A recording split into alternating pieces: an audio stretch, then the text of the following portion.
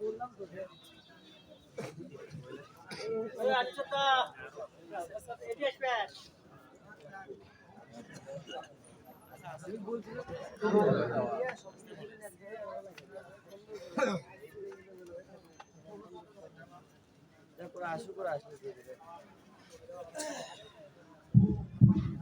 السلام عليكم ورحمة الله وبركاته. إن الحمد لله وحده والصلاة والسلام على من لا نبي بعد أما بعد فأعوذ بالله من الشيطان الرجيم بسم الله الرحمن الرحيم ألهاكم التكاثر حتى زرتم المقابر كلا سوف تعلمون. উপস্থিত প্রিয় দিদি ভাইরা, বড়রা, আমার মা বোনেরা, আজকে এত সুন্দর একটি সালাফি দাওয়াত and Islamic centre Sundarganj Gaibandha কর্তৃক ইসলামী মহাসম্মেলনের এত সুন্দর একটি আয়োজনে যিনি আমাদেরকে এসে কোরআন এবং হাদিস থেকে কিছু কথা বলার এবং শোনার করে প্রদান করলেন, সেই মহান আল্লাহ তাআলার প্রতি আমরা সকলে শুকরিয়া আদায় করে বলি আলহামদুলিল্লাহ। অসংখ্য দরুদ ও সালাম বর্ষিত আমাদের প্রিয় রাসূলুল্লাহ সাল্লাল্লাহু আলাইহি ওয়াসাল্লামের প্রতি আমরা সবাই সংক্ষিপ্ত করে বলি আল্লাহুম্মা সাল্লি আলাইহি আল্লাহুম্মা বারিক আলাইহি রব্বি ইশরাহ লি সাদরি ওয়া ইয়াসসির লি আমরি ওয়াহলুল উকদাতাম মিন লিসানি ইয়াফকাহু কওলি। প্রিয় দিদি ভাইরা, আমরা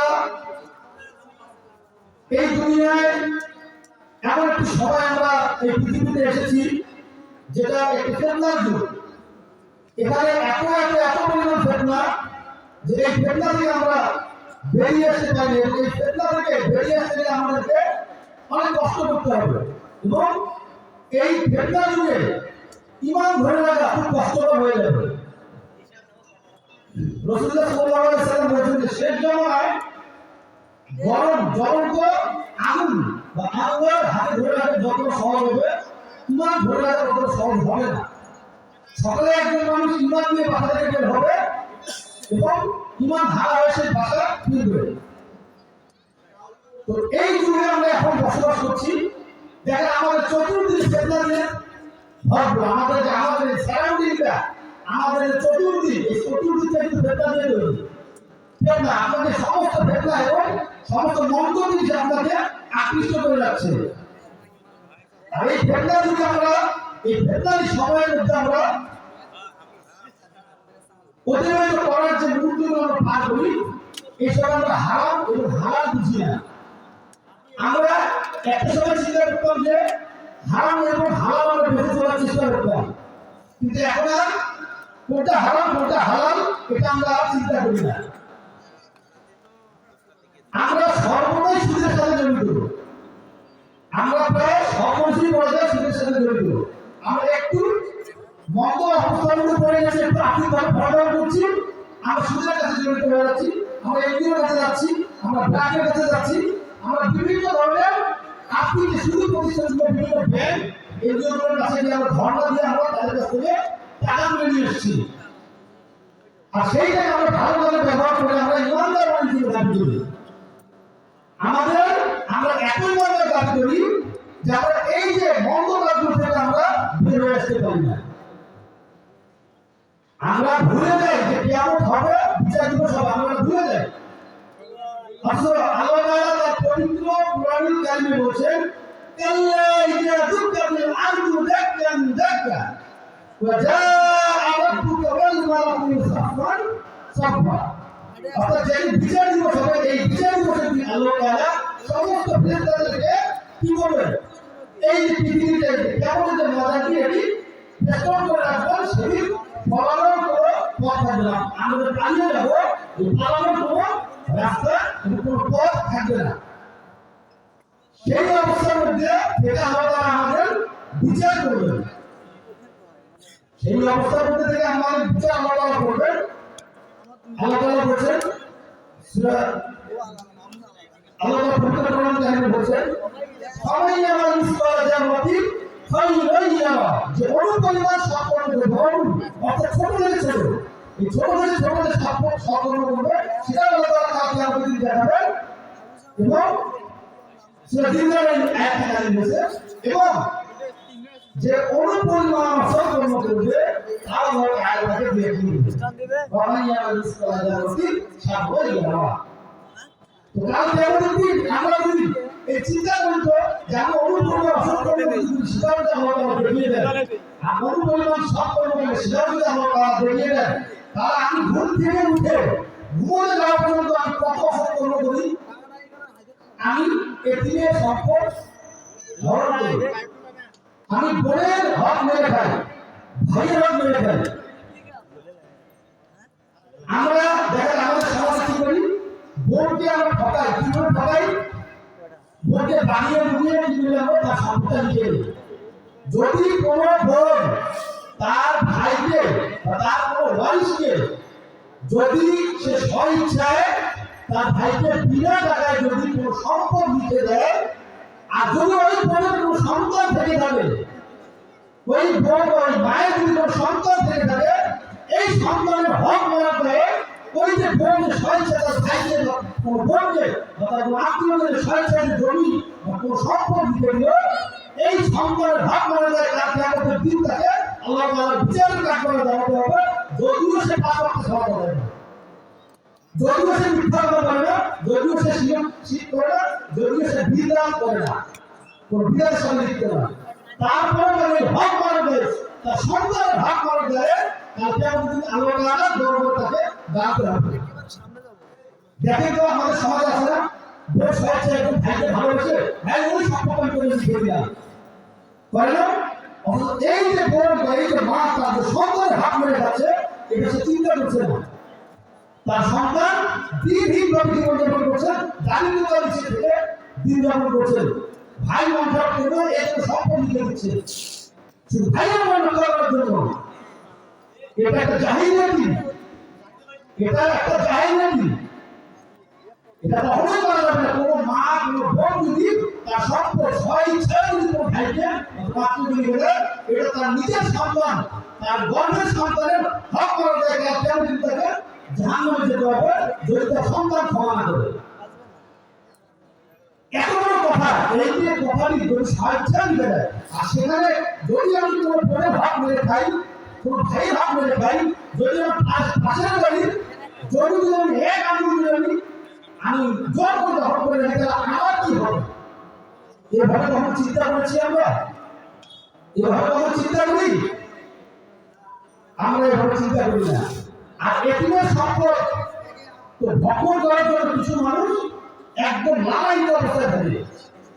আল্লাহ সূরা ফাতিরে বলেন কাল্লা ইযা দুক্কাতিল আরদু দাক্কান দাক্কা ওয়া জাআ রাব্বুকা ওয়াল মালাকু সাফফান সাফফা।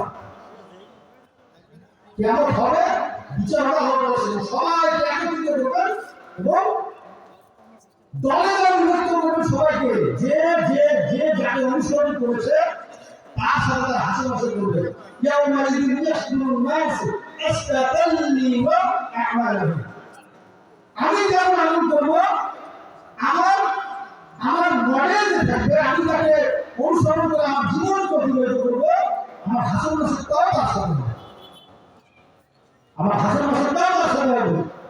আমি যদি কোনো রোল মডেল ফলো করি, কোনো পশ্চিমা কান্ট্রির কোনো নাটক সিনেমার কোনো নায়ককে অথবা কোনো খেলোয়াড়কে আমি তার যদি মডেলকে অনুসরণ করে আমার জীবনকে আমি অতিবাহিত করি, আমার হাসাহাসি তার সাথেই হবে।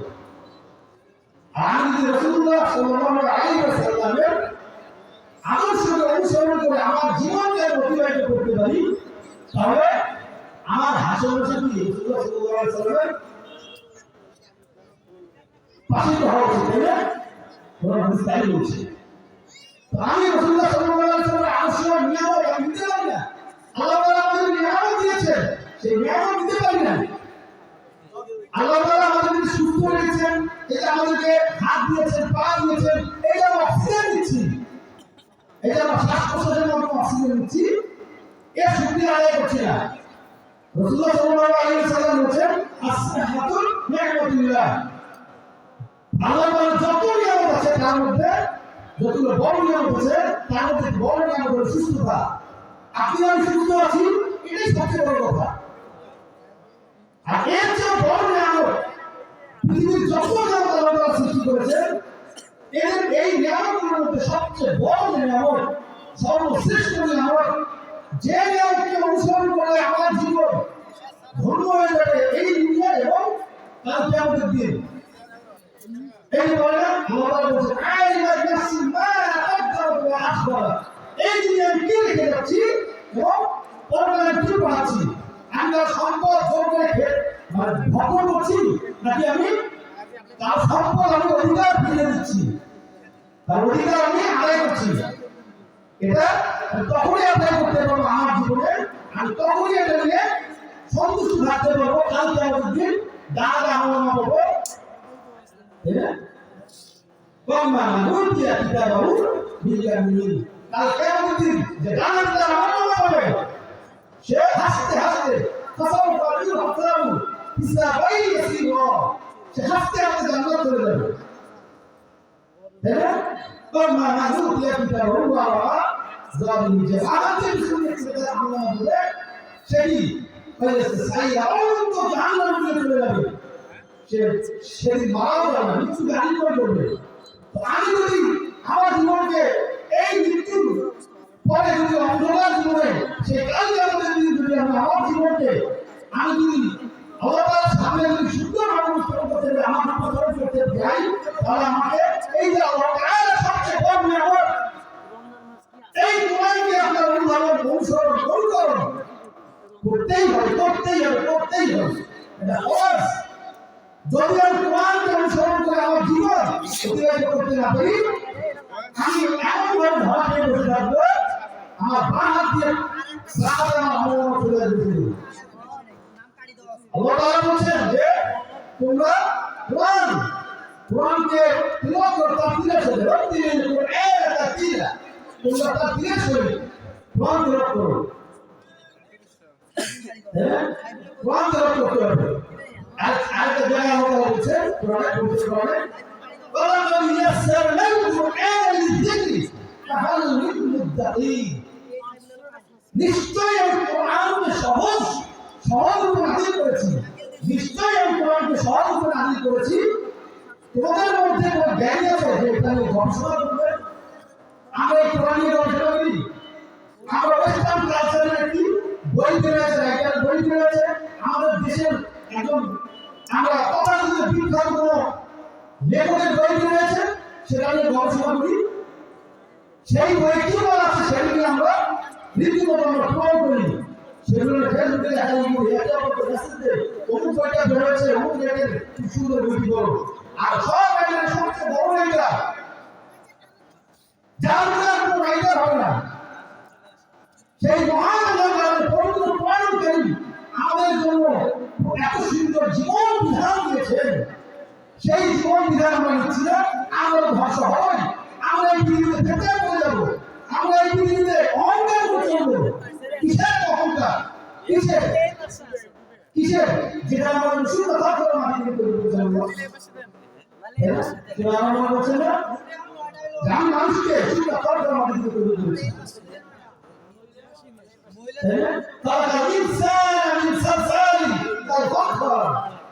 এই মানুষকে আমি শুধু কথা করে মাটিতে তৈরি করেছি। কিসের অহংকার? কিসের দাম? কি জন্য আমি মানুষের সম্পদ বেড়ে যাবো? কি জন্য একজনের কাছে হাসানা নিয়ে টাকা দিয়ে হাসত করবো না? অথচ যেখানে ব্রাকে নিয়ে টাকা আমি শোধ করছি, যেখানে আমি কিস্তির ভয়ে যে দিন পারলে আমাকে আগামীকালকে কিস্তি দিতে হবে, এই ভয়ে আমি তার টাকা জোগাড় করছি।